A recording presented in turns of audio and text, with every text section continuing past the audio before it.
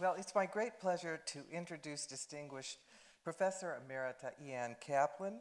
She is the past and founding director of the Humanities Institute at Stony Brook University and past president of the Society for Cinema and Media Studies. She is a scholar of trauma studies, feminist film theory, and gender studies, among other fields. We've been planning to discuss Now Voyager for a few years now, but the pandemic and other unforeseen events led us to postpone till now. So it's a real treat that you can believe that we've discussed this quite a lot. There are two broad areas of questions that I want to address and hope that Ann and I could discuss tonight. First, the long-standing scholarly interest in this film, since released in 1942, but still very much and consistently of interest to scholars and historians. And secondly, the status of Now Voyager of a film of its time. For instance, how is Now Voyager a war film, and what can we glean from its exploration of illness and trauma and mothering? So let me start with the first question. So, released in 1942, Now Voyager was made when the U.S. was at war. Later the same year, and people in the audience will know, Paul-Anne Reed and Claude Rains, who played Jerry Dorrance and Dr. Jack within this film, were featured in Casablanca, which was rushed into release to take advantage of the publicity from the Allied invasion of North Africa a few weeks earlier. It had a world premiere in November of 42 and was released nationally in early 1943. Now, so we have Now Voyager a little bit earlier than Casablanca, same year. But how might we think of its status as a war film? There's no war present. It's not like Casablanca. How would you talk about this as a war film, or a film made during the war? Well, obviously, literally, it's not a war film in terms of soldiers and battles and so on. But on the other hand, it's made in a context where the American culture was extremely destabilized. The entry into the war, as you said, is just going on. And there's an incredible uncertainty and the destabilization, particularly of gender, with the women leaving home and going to work in the factories. And so we have in the film this old culture, this house that's like a museum rather than a house or a mausoleum, I nearly said. And it's clearly on its last legs. And Lisa and June are already beginning to bring new ideas and to butt convention. So I see this as sort of the war context coming into the way the film is set up in terms of the house and the Boston culture. But there's another very interesting sort of a link to the war, which is that Bette Davis, actually I found an article written in September 1942 talking about Bette Davis hieing down to Joplin, Missouri to manage these incredible crowds to promote war bonds. She was the only white member of Hattie McDonald's African-American war bond organization.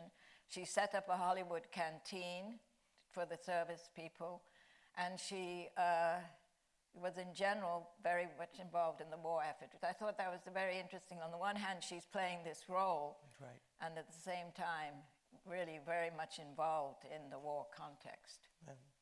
Well, let's shift a little bit to the novel on which this is based, and this is Olive Higgins Prouty's novel written in 41. And as we've discussed between us, the movie remains pretty faithful to its source. Very. The novel is considered to be one of the first, if not the first, fictional depictions of psychotherapy on screen, which is depicted fairly realistically at the time, as Prouty herself spent time in a sanitarium following a mental breakdown in the 1920s, 1925. What can you tell us about Prouty and the depiction of psychiatry in this film? Well, first of all, you're right. It's an unusually early depiction of psychoanalysis, but it's not the first in terms of cinema in general.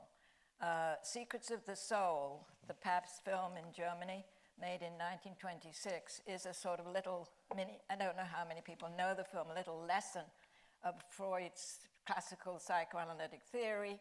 We have a very warm-looking therapist talking with the hero of that film.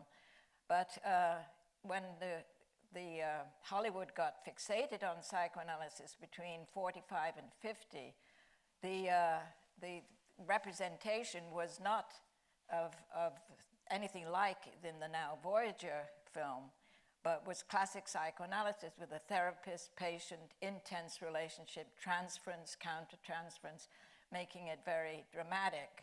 And of course, film noir followed with those sorts of scenarios. So you think of The Snake Pit, 1948, or even better, Spellbound, 1946, where you get, because another stereotype of the psychoanalyst was to make him sort of seem to be a mini Freud.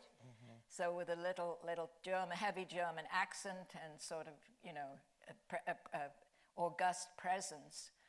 But this is quite different in Now Voyager, and I think quite unique. And of course, here comes the role of Olive Prouty.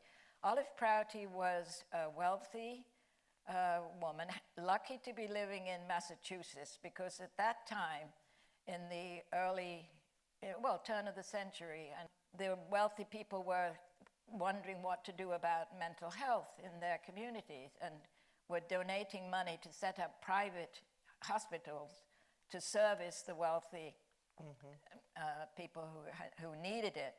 One of these hospitals was called the McLean Hospital, founded in 1811. And McLean, and it's still going today. Another one in Stockbridge, Massachusetts, was the Austin Riggs Center for Psychoneurosis, which was, I believe, Cascade in the film is modeled on Austin Riggs, because all that I've written about it sounds exactly like Cascade.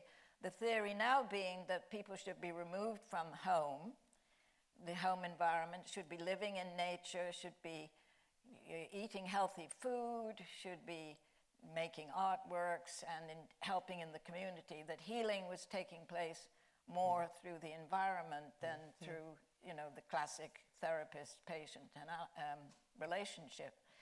So I think Olive Prouty herself must have gone to the Austin Riggs Center, but very interestingly, there's this link with Sylvia Plath later on, who I think went to the McLean Hospital, at least first. But Olive Prouty had also gone to Smith College, and she was giving fellowships to students, to prospective students, and she made sure Sylvia Plath got one of these fellowships and helped get her into the better institution for her mental, to help her with her struggles.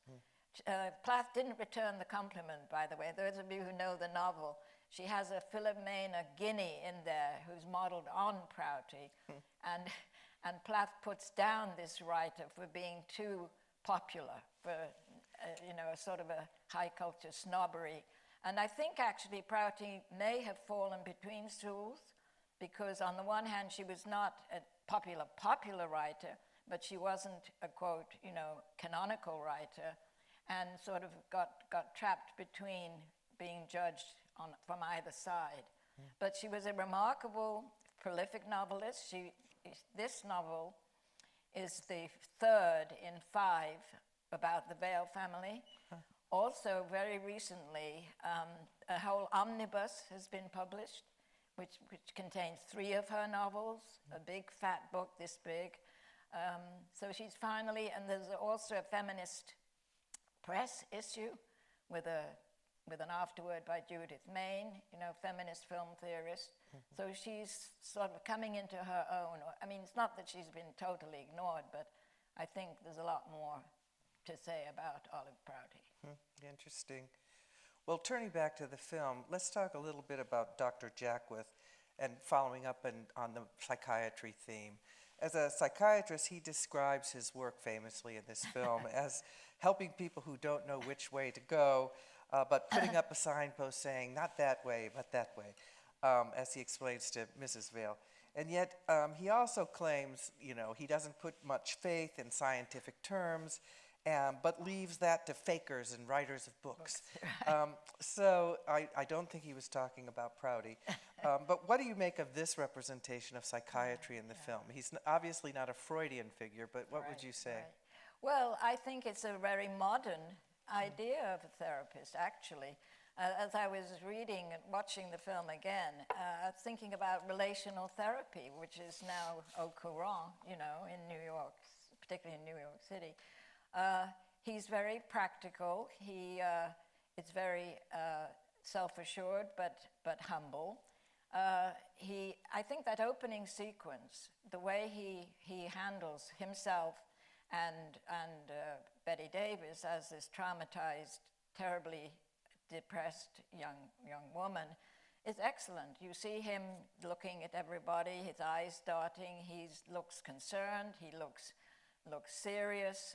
He makes the one slip, which actually makes him more human, to have noticed her cigarette butts in the wastebasket when he's going to pick it up to wrap his little box in.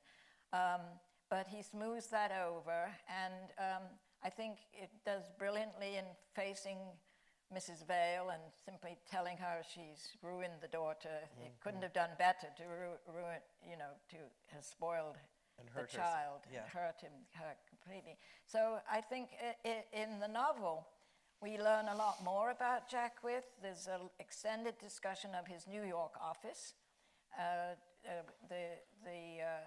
Charlotte is impressed with how unfancy it is, how simple it is, how even a little dowdy it is, and showing he's not out for materialistic things, that he's mainly concerned to help people.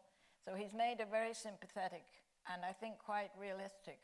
In fact, to get back to Secrets of the Soul, he reminds me of the analyst in that film, although the technique there is classical Freudian. Right. And Jack With is absolutely the opposite. The other wing of things that we should just bear in mind at the time are the asylums, and because the funding was they were very expensive to go to these hospitals and the private ones.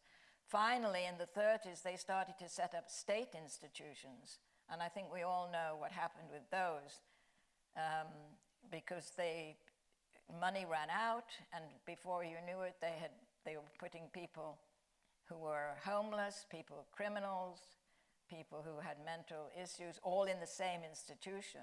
And in fact, Mrs. Vale, I don't know if you caught it, she says, when Jack With says she needs to go away from home or to a sanitarium, she says, oh, I suppose it's one of those high wire fences with yowling inmates. Right. So, I mean, there is that wing obviously psychiatry and psychoanalysis and mental health was very divided at the time and across the different institutions. But Olive Prouty was lucky to be where she was and to have the wealth to help her through her tragedy.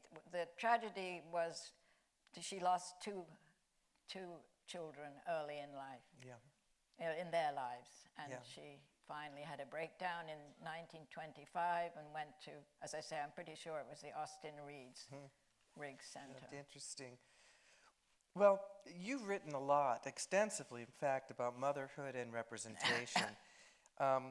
In an essay from the mid-1980s, for instance, you trace a history of maternal sacrifice in classical Hollywood film. But you say that it had all but exhausted itself when Now Voyager was released in 1942. So like the Stella Dallas model has been superseded. How has your thinking changed or evolved on questions of mother-daughter relationships in this film? I mean, do you see Now Voyager as initiating a kind of shift in that representation, or at the end of a trend, or? The representation of motherhood in the film is very much linked to Philip Wiley's monstrous mother. Mrs. Vale is a monstrous mother, absolutely dominating her daughter, traumatizing her daughter, bullying her, and really it's abuse, actually. And I would say that's an unusual representation. That's not usual. But very interestingly, right now, if you think about film like, well, Mommy Dearest was probably the latest for a monstrous mother per se. But if you think of a film like The Lost Daughter, which also is shocking in terms of a mother daring to leave her child,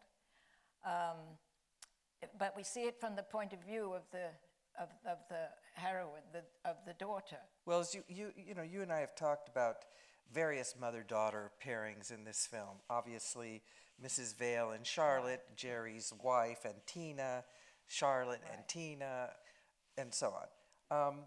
And I'm wondering, there's intergenerational trauma here around mothers and daughters, however figured. And one thing, I don't know, and maybe audience members will have something to say in our Q&A, but one thing that there's a couple cringe-worthy moments in this film, and one for me is when Jerry comes to the Vale Mansion, which has now been utterly transformed. We'll talk about that in a minute, and Charlotte's coming down Tina's mid-stairway, and do you like me? Yeah. And he looks at Charlotte and says, "I love you," and then the passing on of the name, and I use our special name, Camille. And there's this way that the child, Tina, seems like this pawn or this figure between these two people who can't speak. And it seems, she's being kind of manipulated. Okay, but of course we know that she's happier. She's even become glamorized in the process. The house is a place for her. But I wonder what you'd say about like intergenerational trauma and its... Well, actually thinking about intergenerational trauma, let me just go back to the pairings, because there are three pairings. One we don't really see, which is the Isabel-Tina one. And that's where it seems to me there's intergenerational trauma. Clearly, this Isabel, from what we can gather, is extremely narcissistic. She cannot attune to her daughter. She is jealous of the daughter because lacking the mother, Tina turns to her father, and then Isabel gets jealous. So you wonder what happened to Isabel to produce this kind of effect in terms of Tina. You could say the same with Mrs. Vale, although she's so monstrous that even the idea of making her some sort of a victim is a problem. But again, you see these patterns repeat itself over each of these couples. And the progressive mothering is, of course, Charlotte and Tina, and that comes about because of Charlotte drawing on her own experiences as brought up by a victim of a monstrous mother, so she can use her psychological knowledge that she's got from Dr. Jackwith to help create the bonding with Tina. Now that moment that you were mentioning is very awkward, and it feels as if they are exploiting Tina in their looking over at each other and saying, I love you. Right. But I think that the following sequence is where I think it represents Charlotte not yet having decided properly which she does want to sacrifice. She knows she's got to sacrifice either Tina or Jerry, mothering or sexuality, and that look is when she's still undecided. By the end of the film, she's made up her mind. She's going to sacrifice her sexuality for the pleasure and the duty, in a certain sense, to help Tina grow up. So it's sort of it becomes more clear and less exploitative, I think, by the time we finish the film. As I said, it was just that one moment where you think. Anyways, I wanted to, as I said at the beginning, this is a film, and there are a few of them in our field. There are a few films that get returned to again and again and again. And what struck me about Now Voyagers, obviously, in the 70s and 80s, feminist theorists were very interested in this film. There's so much writing, whether from a historical point of view about consumer Yes, culture yes, and Maria yeah. Laplace, or a kind of close textual reading in Camera Obscura by Leah Jacobs, and more recently Patty White, who does a kind of queer reading of the film for the Criterion Collection. And on the other hand, we have like film philosophers, Stanley Cavell and Right. others, who are also very interested in this film, but they're not interested in questions of mothering Right, or gender or representation. They're interested in more the Walt Whitman aspect, the kind of voyage of self-discovery. I wonder what you would say. Why do you think this is a film that has sustained interest over so many decades by scholars? And Yeah, yeah. Well, that's an interesting question. First of all, I think the themes of mother-daughter relationships that we've been talking about, of sacrifice, of questions of patriarchy and women's freedom or not freedom, have always, since the Industrial Revolution and since bourgeois culture got started, have always interested audiences. And the male establishment always rejects these films, calling them women's weepies.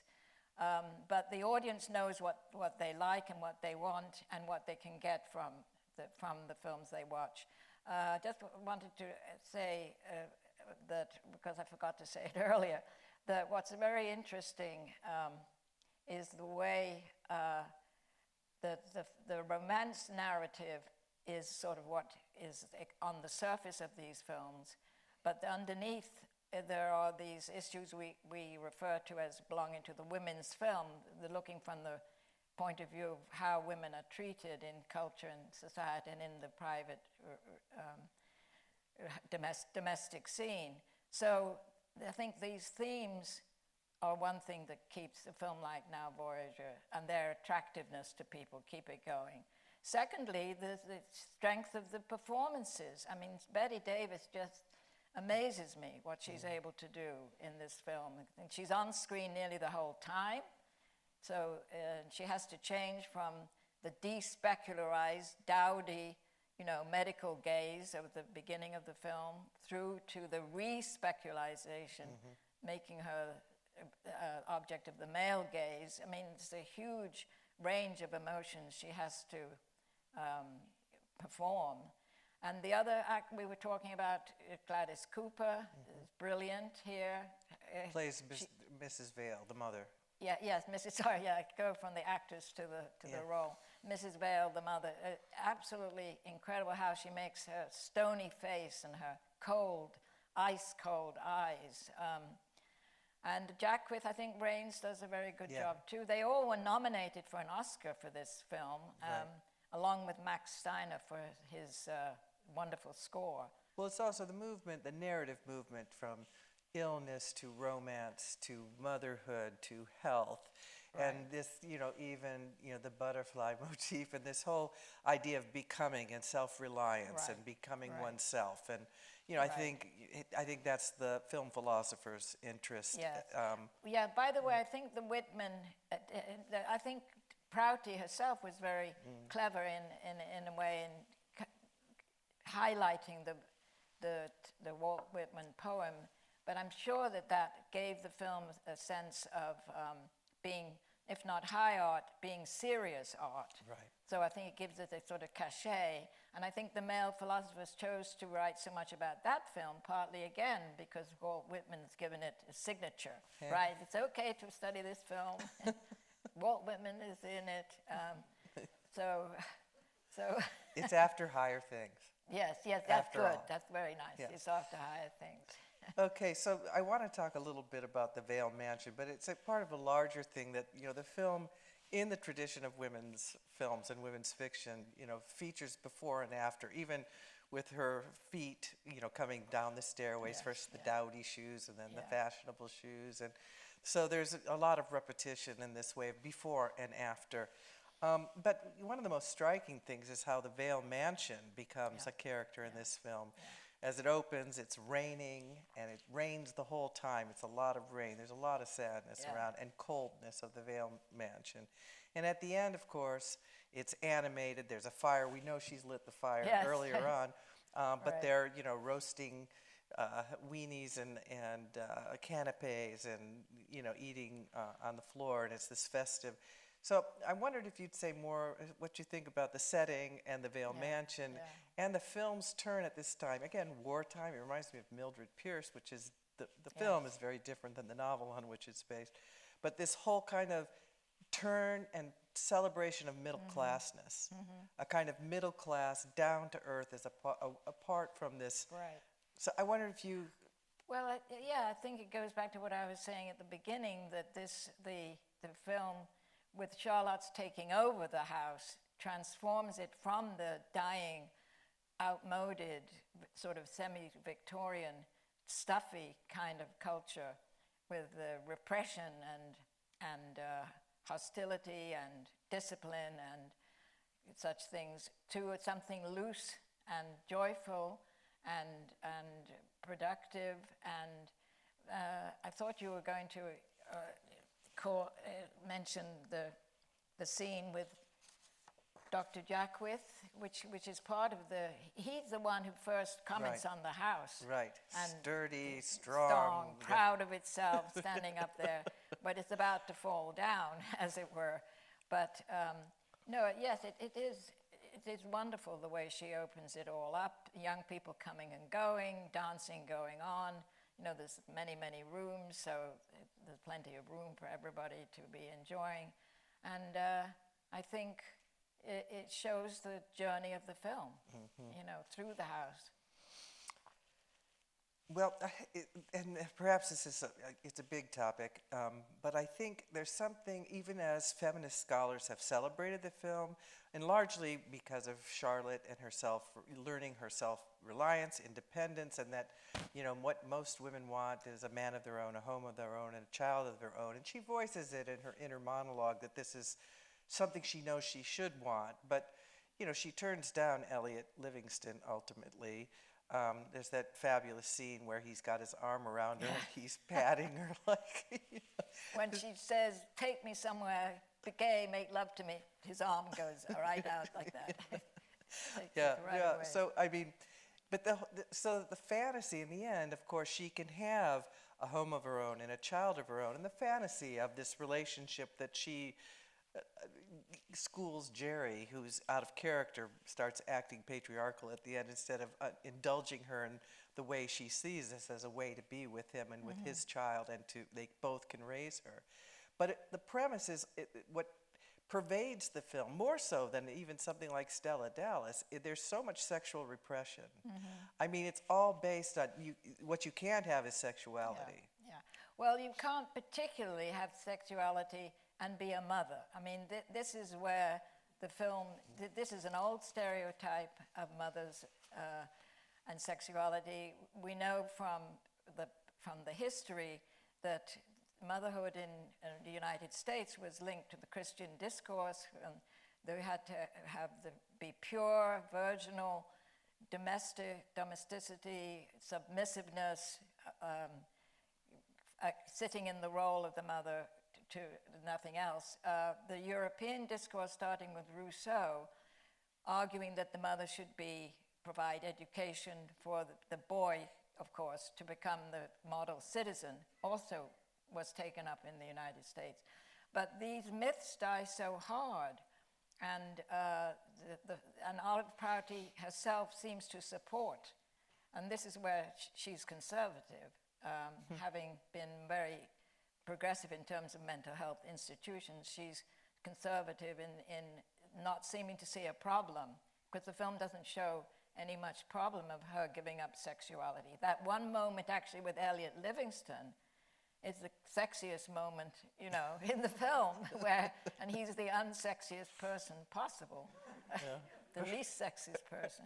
So is where you get a feeling she seems to have a feeling for sexuality in that scene. But when the film comes, but it's like lost.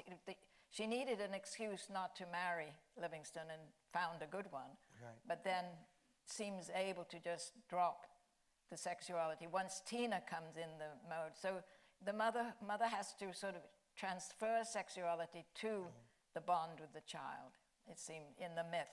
Yeah, that goes I hear on. you. Yeah.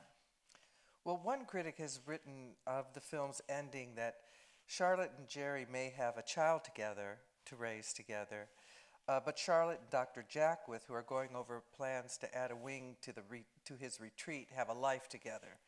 What's your view? Yeah, I think that's that short scene really, where they're sitting cozily together, going over the maps. To base that whole argument on such a small evidence throughout all the other relations. I was watching particularly carefully, given I wanted to think about that question. The film again. Jackwith is always totally, quote, proper, appropriate, as not in many of the film noir films. The analysts do not keep their distance necessarily. So I think, yes, we don't know how their lives will go on, and they do seem particularly close. But I see that scene more as really important for making the claim that Charlotte will not only be just a mother, Right. she will also be guiding the new wing for children in Cascade and going over, being a business partner, really. Of course, it's her money that's going to fund the wing to the Cascade extension.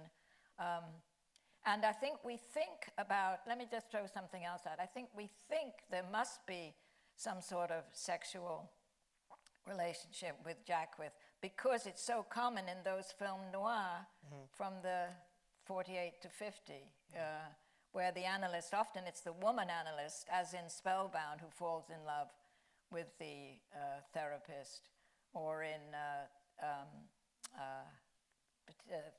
The Snake Pit, where it's the woman who falls in love with the analyst, which is interesting, of course, the gender. Right. The woman would be the one to be fragile enough to, fall in love with her therapist. But I think we think about it because that's such a common trope across these films. Well, I have a final question. It's really big and unfair because it's a big question, but you can take a small approach to it. But can you say more about how you think views of mothering and representation have changed over time since this 1942 moment to our own time, and what differences we're seeing, or are really stuck in the same loop? Well, let me just say, first of all, I would never write a book about white motherhood. And again, there are so many different kinds of mothers across ethnicities, nationalities, cultures. It would take an army of scholars to really answer the question and really analyze what's going on with cross motherhood. But sticking to the white discourse, which does still dominate the screens, although there are more more films showing other cultures and worries about mothering. And I'm thinking of Jacqueline Rose's book, a new book on motherhood.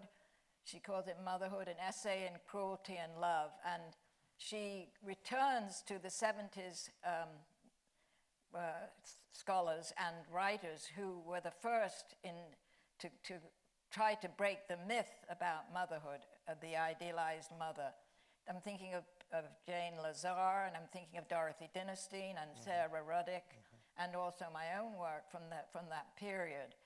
And it's now as if the wheel has turned again, and scholars are beginning to notice again that nobody can speak the truth about motherhood, which is why The Lost Daughter, is important, but also sort of shocking, because we hold the mother still as this, as Rose puts it, that the mother has to, and so did Dorothy Dinnerstein, that the mother has to become the scapegoat, and she's responsible for humanity's failures. It's all because of the mother that, things are not going well, and so the mother is made the scapegoat. So sticking to the white discourse still, there are a number of new themes, not new per se, but there's lesbian motherhood in The Kids Are All Right with Annette Bening. There's the Lady Bird, the teenager rebelling against her mother, the kind of conflicts that go on through that. there's a buddies sort of scenario, and the eternal daughter, in a certain sense, I put in, well, it's not quite the buddies, but the daughter so unwilling to leave her mother, so wanting to please her mother, so wanting to sort of cling on to her, is another kind of newish theme that's going on. So, yes, very complicated to But I hear what you're study saying, that what you would do differently than the work that you did. Yes, I would immediately, I think it's lucky in the book I did discuss the two versions of Imitation of Life, and I think that's a good example of how race impacts relationships, how it's completely different conflict. Both the white mother and daughter have conflicts, and the African American mother and daughter, but the nature of the conflict is so determined by the racial context and the racial situation in a racist nation. Right. The mother responds one way, the daughter responds another way, but it's all around how they perceive their possibilities given the culture that they live in. So that's kind of thing I would want to tease out in any future work. Right. Okay, well, thank you very much, Anne, for having this conversation tonight. Thank you, everyone, for joining us. Well, thank you, Yeah. Patrice, Yes. for your good questions. Yes. Thank you.